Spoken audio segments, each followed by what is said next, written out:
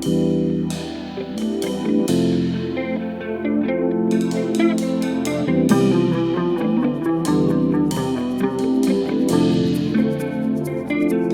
everyone, welcome back to my channel. Today we have an exciting encounter between world number 1 Magnus Carlsen, whose ELO rating is 2840, and Turkish prodigy Yagiz Kaan enormous, rated 2708. This game was played in Malmö, Sweden on May 7th, 2026 and features the Queen's Gambit accepted central variation Rubinstein defense. The game begins with d4, d5, c4, d into c4. Black accepts the Queen's Gambit temporarily and wins a pawn, aiming for solid development and counterplay. White continues with the knight f3, developing the knight and preparing for a recovery of the pawn. Let us continue with the actual game.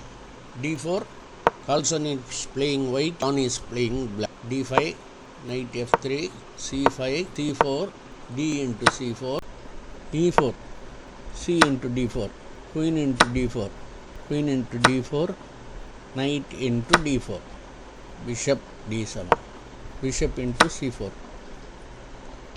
Position is 100% equal, but Kaan is a excellent young endgame player. But that doesn't mean that everything should be exchanged and play a endgame. Let us see what happened in the game. Knight c6, bishop e3. Knight into c3, most popular move with a similar endgame. After bishop into c6, knight c3. Let us see that also. Knight into c6, bishop into c6, knight c3. So that is not played actually. What is played is bishop e3. Knight into d4. This is a rare move, but suggested by the engine. Bishop into d4, e6, f3. This move is a novelty on knight c3. Let us go back and instead of f3, knight c3, knight e7, knight e7. The black man's idea. Tactical play leads to problems for white. After knight e7, knight b5, knight c6, knight c6 is here. Excellent move. Knight c7 check, king d8, knight into a8, knight into d4. a8 is in trouble and black had the initiative. Let us go back. The last move played is f3. Knight e7. Knight e7 is a excellent move. King f2, knight c6, bishop e3, rook c8, knight d2, knight e5. Knight e5 is the beginning of the plan to exchange the dark squared bishops. Regarding this, Carlsen said he took a bit strange at first because you lose a lot of time, but actually he would have gone for the more natural way of the bishop e7 and castling. I think he would have had a really unpleasant position. Let's go back and see that. Instead of knight e5, bishop e7. Carlsen is more or less right in this situation. After something like rook a c1, Kaan castles, f4, black is at a suffering a little bit. Another combination is instead of bishop e7, bishop d6 is a possible alternative in order to e7 square for the king, and rook h d1, king e7. The position of the bishop on the d6 looks a little shaky, and white can exploit this with bishop e2 with the idea of knight c4. Black is still holding everything together. After b6, c4, bishop c7, b6, knight c4, bishop c7. This is Carlsen's analysis. Let us go back. The last move played is knight e5, bishop e2, bishop c5, bishop into c5, rook into c5. This is what black was trying for. Rook h c1, rook into c1, h into c1, knight c6. Black prepares a king e7, followed by bringing the rook into the game. It will look completely equal. but we are already used the seeming Carlsen push in this type of endgames. E5. E5 is a dubious move played by Carlsen. The idea is to gain space and freeing the e4 square for the knight. Since black cannot capture the pawn, king e7.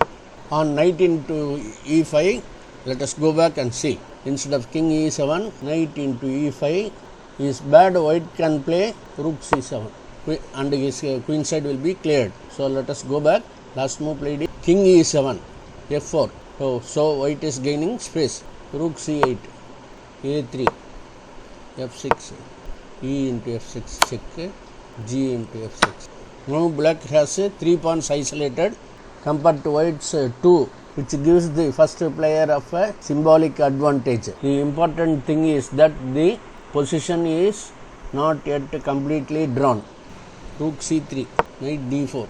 Knight d4 is an excellent move played by Kaan. It is a good idea by black to exchange the rooks before white can exploit the weak black pawns. Rook into c8, bishop into c, bishop d3, h6, king e3, knight c6, knight f3, d6, g4, e5, h3. Instead of h3, let us go back and see f into e5, bishop into g4, and black is almost there. Let us see what is played in the game is h3, king d6, knight d2, e into f4 check, king into f4, knight e5, bishop f5. The position remains a drawish, but it can be said that Carlsen has achieved something. There is always hope for exploiting black's weakness on f6 and h6, the weak black pawns. Bishop b7. Black doesn't like to exchange the bishops. Bishop c2, bishop g2, king g3, bishop d5, king f4, bishop g2, h4, king e7, b3. Here g5 doesn't offer much. Instead of b3, g5, h into g5 check, h into g5, bishop d5. So what is played is c3, bishop h3. Carlsen thought this is slightly inaccurate, even though this shouldn't change the result. The black is better placed on the a8 h1 diagonal. Let us go back. The last move played is bishop h3. Instead of bishop h3, bishop c6 is better. The last move played is bishop h3. This is what we were commenting. Bishop f5, bishop g2, bishop comes back to the original position. Knight e4, knight e4 blocks the bishop from moving to the queen side. Bishop into e4. Carlsen thought this is quite unnecessary. Instead of that, knight d3 check. That was the good move. Let us go back and see. Knight d3 check, king e3, knight e5. This is simpler way of defending. So let us go back. Last move played is bishop into e4, which is unnecessary. Bishop into e4. Now white has a bishop against a knight, and the king will try to break through. Black has to play carefully, and the cost of the mistake is very high. Knight f7. Knight f7 is a excellent move by Kaan. This is the only good move on the board. The knight has to go to d6 in order to prevent white's king from going to f5. Bishop d5, knight d6, a4, king d7, b4, knight c8, king e4, knight e7, king d4, f5. f5 is a mistake, but this look like a strong decision since it allows white to create a passed pawn, but it is still a draw. Instead of f5, king d6, let us see that also. King d6, bishop e4, knight c8. Knight c8 is a very good move. Bishop d7, knight e7, king c4, knight g6, with enough counter play for a draw. So let us go back. Last move played is f5, which is a dubious move. G5, H into G5, H into G5, King D6, Bishop B7, Knight G6, King C4. The position has now become very dangerous for black. Knight F8, Bishop C8, controlling the knight. Knight E6, G6, King E7. This is the losing move. Pawn was low on time and the pressure was growing. Instead of King E7, F4 was enough for a draw. But it is not so simple because Bishop B7. Instead of F4, A5 is a move. A5 is the most reliable move. B into A5, B into A5, King B5, King E7. Now if white capture on A5, black sacrifices the knight with Knight C5 followed by the capture on A4, liquidating the game. White has no way of winning. But the last move played is King E7, which is a dubious move. King B5, F4. Instead of F4, A5, A5, B into A5, A into B5, King into A5 with a easy win for white. Let us go back and see. The last move played is after King E7, King B5, F4, King A6, F3, B5. A last attempt. Instead of B5, if F2, Bishop A6. Let us go back. B5 is the last move played. G7, Knight into G7. If F2, let us go back and learn some endgame also.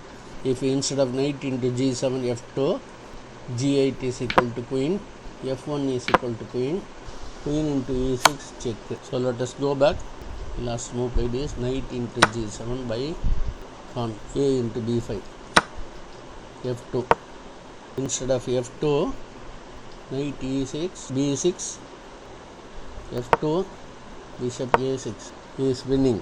So after F2, Bishop H3 is played. The bishop controls the F pawn, but the knight cannot cope with the similar task.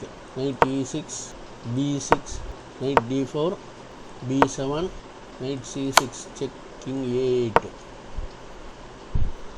And black resigns. Thanks for watching. Thanks for your time. Please subscribe so that you can see many more beautiful games of these world champions. Thanks for watching once again.